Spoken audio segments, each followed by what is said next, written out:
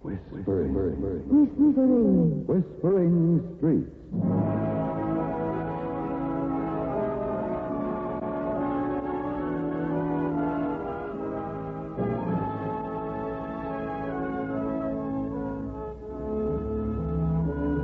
And here is Betty Davis. Hello. Edith Slade came out of the mill with a smile on her face and walked down the street. She was tired, yes. But even so, she had a spring to her step, for tomorrow was her day off. It was the day she looked forward to every month. The day of adventure piled on adventure. The day on which she was going to New York. As she walked along, her mind went racing on ahead. She was saying something to herself. The same thing she'd said often to other people. I get so fed up wearing a bandana and a coverall. I stopped being myself after 29 days. My features all run together. I'm like everybody else in the place, just a blob. And then, on the 30th day, I take off, and there's no telling what'll happen. There was a time I walked up to the box office at My Fair Lady and got a ticket. One had just been turned in half a minute before. Was I lucky? There was a time that woman from Oshkosh thought I looked like her long-lost sister and treated me to dinner if he asked her. And there was a time the sailor took me dancing. Only half my age he was, not quite half my size, but he sure could dance. Well, wonder what'll happen tomorrow.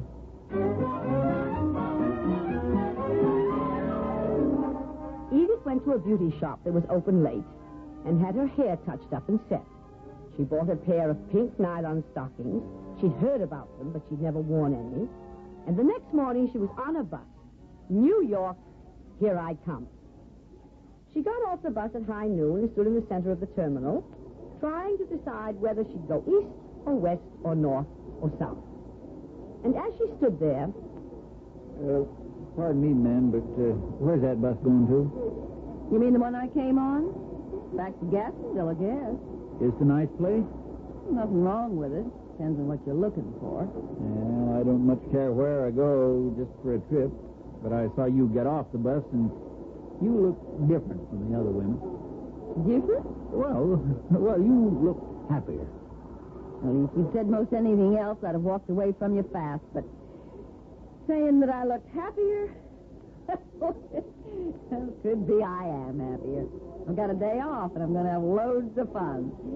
Where do you live? Here in New York. And you're heading for somewhere else? Isn't that the darnest? Well, this morning when I woke up, I felt as if I'd explode unless I got out and did something different. Oh, I know exactly what you mean. So I came down to the bus terminal. I've been standing here for 20 minutes wondering where to go. And I saw you getting off the bus, and I walked right up to you and spoke. And that's something I never did before. What I mean is spoke to a woman I hadn't met regularly. Maybe I should be flattered. Well, I wouldn't know about that. Look, perhaps you think this is a pickup, but it isn't really. Am I making sense? Well, mister, I'll only say this. We're birds of a feather, and I'm not sorry you spoke to me. There now, I've met you more than halfway. Well, in that case, will you let me buy you a lunch? Well, sure, if you're not going away somewhere. Of course, it'd make talking easier if I knew what to call you. No, I'm sorry. I should have introduced myself before this. My name's William Crowley. I'm Edith Slade. Miss Edith Slade? No, Mrs. But don't look so down the mouth. I'm a widow. Been one for over 20 years. Well, let's go. Where'd you like to eat? You name it. Since you're not going away, maybe you want some unusual restaurant. Well, let me see. Do you like Chinese food? Oh, I sure do. And I've seen a Chinese restaurant somewhere around this very neighborhood. Oh, now, I've got a better idea than that. Let's go to Chinatown on one of the sightseeing buses. I've never been to Chinatown. Now, wait a minute. I just got off a bus. All right, then we'll take a taxi cab. It's a long way. It'll cost a lot of money. Yeah, the sky's the limit today. It's the first time I've ever done anything exciting, and it may be the last, but just this once, I'm going to live it up.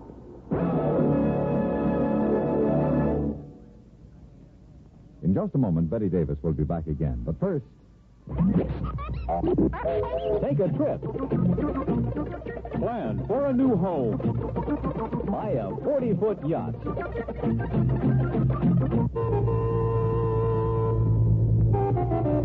Everybody grows old. Financial security. Plan for retirement. Send your kid to college. Pay off old bills. Buy a new car. Your money is automatically saved. A penny saved is a penny earned. Saving for any reason is easy with the payroll savings plan. Buy and hold United States savings bonds.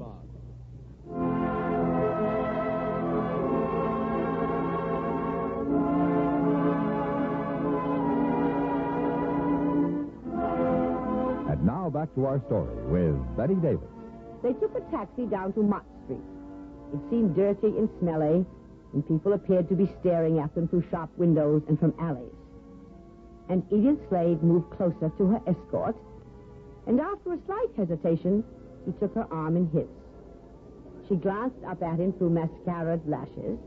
He was a tall, serious-looking man, and when he realized that she was studying him, he blushed, and that pleased her inordinately. Like it down here in Chinatown, Miss Slade? I'm scared, but I sort of like it. Listen here, Mr. Crowley. Let's drop the Mrs. and Mr. and be Edith and William like we were friends. Like we were friends? Well, I hope we are friends. Well, it's all right with me. When a man's Mr., you never know whether he's married or single. Are you married, William? Would I be going to lunch with you for work? Now I call that a good answer. Have you ever been married, William? No. Why not? I was engaged once, long ago. The girl in question ran off with another man, and I promised myself I'd never love again. Now that's a shame. Sometimes a man makes a foolish promise and keeps it without realizing it's foolish until Till what? it's most too late to repair the damage. Were you married long, Edith? I was only married a few years, and then my husband was killed in an accident. So long ago, I've most forgotten the color of his eyes. Strange that you never married again. You're so pretty. Why, thanks. It seems strange that you never married at all, William. You're so handsome. Well, now that we're through with the Mutual Admiration Society, we can get down to brass tacks. Where'll we eat? Well, I've heard of a good place that's down in a basement. Oh, no basement for me, not here in Chinatown. We'll eat upstairs and... Listen. Edith, do you hear what I hear? Yes. Somebody's crying. The sound seems to come from that doorway. Maybe we should look inside and see what's wrong. Well, I'd hate to pass up anyone who needed help. would you say it's a woman? I don't think so. I think it's a kid. Well, I'll look in first, and if I don't come back, you come after me or call a cop. Well, now, wait, just a minute ago, you were afraid to eat in a basement. Well, this is different. This is a kid that's in trouble. Well, so long for a while, will you? So long, nothing. I'm coming with you. If you think I'd let you walk into danger alone, you're wrong.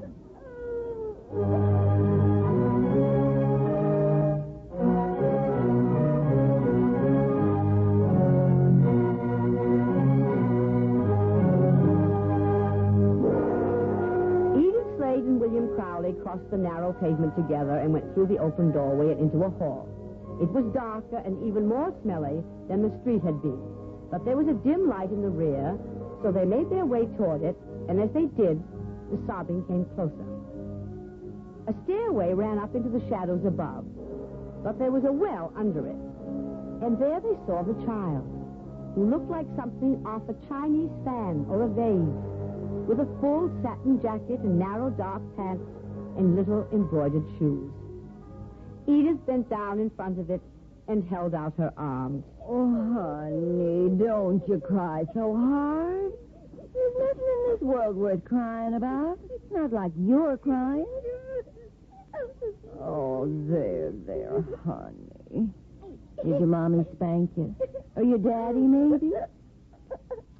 Oh, just look at him, William. His poor little nose is running and his eyes are all bleary and swollen. Oh, if he keeps on, he'll make himself sick. You seem to know a lot about children. Do you have children of your own? No, but not because I didn't want them. You sweet little bundle of something or other. Why, he's just a baby, William. There, honey, now take it easy and you blow your nose into Edith's handkerchief. There, now blow hard. Well, he takes to you for a fact. Seems to understand you. Blowing his nose real hard, just like you said. I guess hankies are universal. Oh, poor little kid. That could be he's a girl for all I know. The Chinese kids have her dress like to a certain age. Shall we take him to the police, William? Why should we? He hasn't done anything. He's got himself lost. I tell you what, William, I bet he's hungry. Let's carry him to some restaurant and feed him. You hungry, youngster? Oh, I wonder what hungry means in Chinese. My gosh, he's nodding his head. Well, he was watching me. I was making like I was eating with chopsticks, and he understood. Okay, then, we'll take him to the restaurant. I'll carry him on my shoulder. Would you like that, Sonny, to ride on Uncle Willie's shoulder? No, you're so tall, he'd think that he was way up on the Empire State, so I'll carry him. Look, there we are. Oopsie-daisy, kiddo. Why, he's light like a feather. No heft to him at all. Oh, he's a doll. He is. He's just a walking, talking doll. If you want to know what I think, Edith, so are you. Well, I'm a pretty big for a doll, William, but I'm satisfied if you are. Oh, see how he's cuddling into my neck. Just as if he's known me always.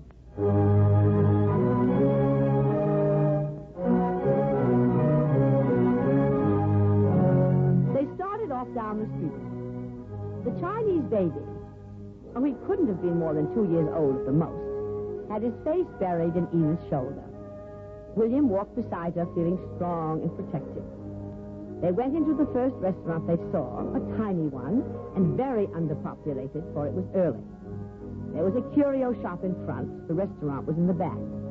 They found an isolated table behind a bamboo screen, and when a soft-footed waiter came, they ordered eggs bouillon and chicken chop suey and asked him to bring something for the child. The little fellow wasn't crying now, but he refused to leave Edith's lap. It was his haven of refuge. Oh, I wish I could have a Chinese dolly like this to keep, but how could I to take care of him working in a mill all day? That's how I earn my living, William, working in a big sooty mill in Gassonville, Pennsylvania. It's hard work, believe me, long hours. Did you get laid off? Is that why you're here in New York? No, sir, I didn't get laid off. I come here once a month because I get so fed up doing the same thing day after day, looking like everybody else, standing in front of a machine and moving just like the machine does. I lose my identity. My features run together like melted Neapolitan ice cream. Well, I just can't imagine you working in a factory or a mill. You ought to be in a home. That's where you belong, in a home. And oh, yes, so-and-so. Look, the China doll, he's smiling. He agrees with me. He thinks you should be in a home, too, Edith, and I... Edith, what's the matter with you? Your face is so white, it's most green. There's two men just come through the door. They're advancing on us, and there's fury in their eyes. William, I think they're going to kill us. Maybe the baby, too. Perhaps by taking him, we got ourselves mixed up in an international plot. Oh, goodness me, this is an adventure.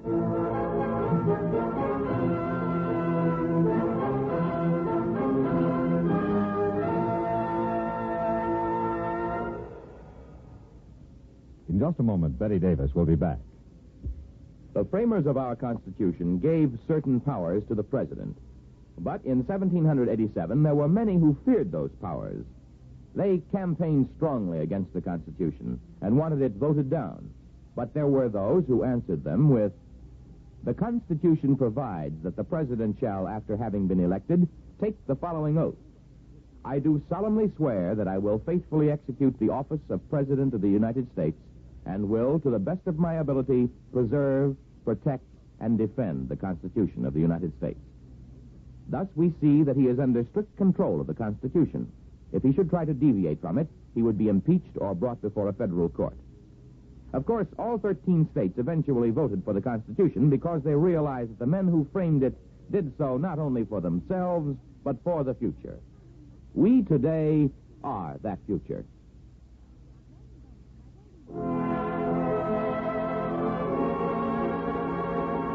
And now back to our story with Betty Davis. William Crowley turned in his seat and stared at the two men who looked like the popular motion picture idea of hatchet men. He swallowed hard and started to speak, but Edith beat him to it. Hold everything, William. There's a lady behind him, and she's dressed in white like a trained nurse, even to a cap on her head. Why, she's an American, same like we are. Oh, easy, don't wiggle so. William, he squirmed out of my arms. He's running to meet him, and the oldest villain snatching him up. Well, I'll be darned. That guy's face is splitting up into a big smile, and the one in back of him smiling, too.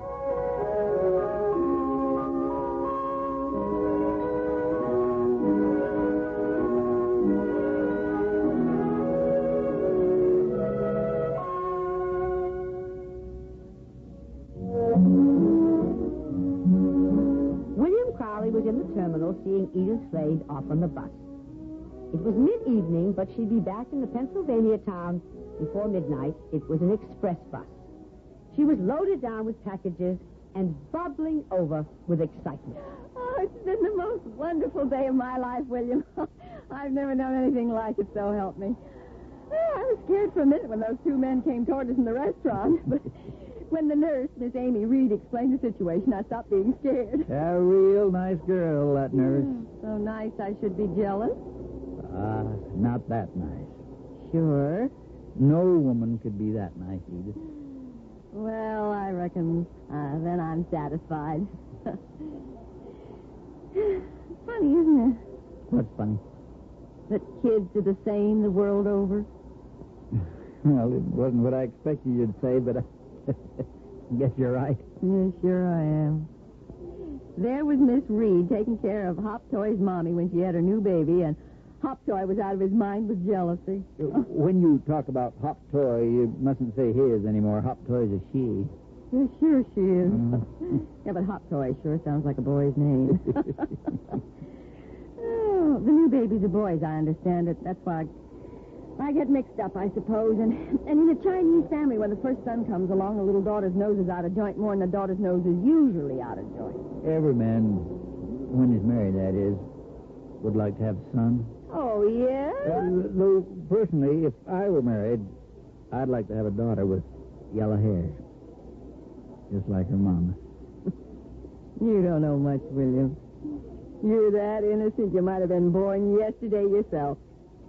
Some yellow hair comes out of a bottle. Bright blue eyes don't come out of a bottle. And a pretty smile don't come out of a bottle. Bright blue eyes? When I was younger, my eyes were the brightest blue you ever saw, William.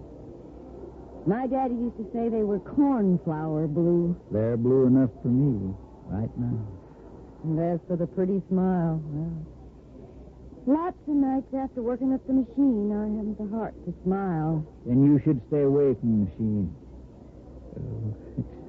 I'll always remember how you looked in the restaurant down on Mott Street, holding little Hop Toy in your arms, cuddling him. I mean her. Will you now? And I'll always remember how surprised you were when Hop Toy's papa insisted that we come back with our flat. It was on the top floor of a tenement, but when you got there, it was like Arabian Nights. Yeah, they're rich as all get out. Importers or something, the grandpa told me. And your eyes filled with tears when he gave you the pearl earring. They look just like violets underwater. You can be real poetic, William, when you try hard enough.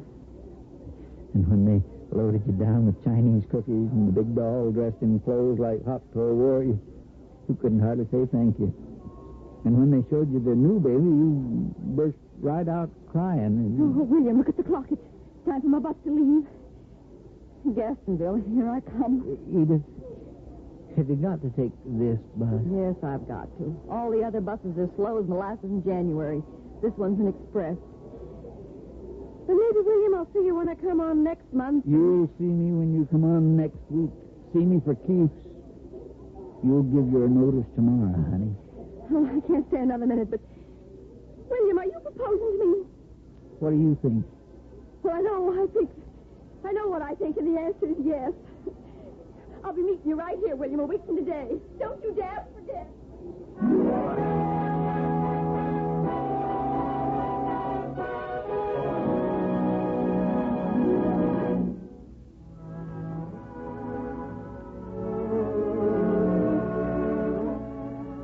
Sometimes adventure comes unexpectedly, just as love comes, just as a baby comes. From out of the everywhere into the here. And sometimes a nurse in a white dressing cap can furnish a needed explanation that will save the day. Miss Amy Reed, R.N., had a gift for giving explanations.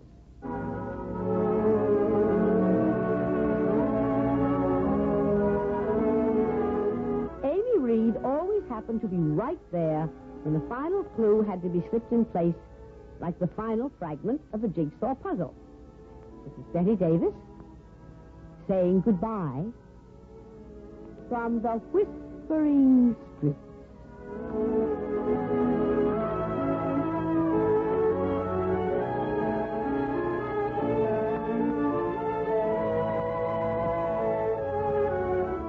Today's program was written by Margaret E. Sangster.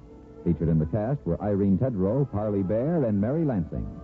Whispering Streets was directed by Gordon T. Hughes and produced by Ted Lloyd. Your announcer is George Walsh.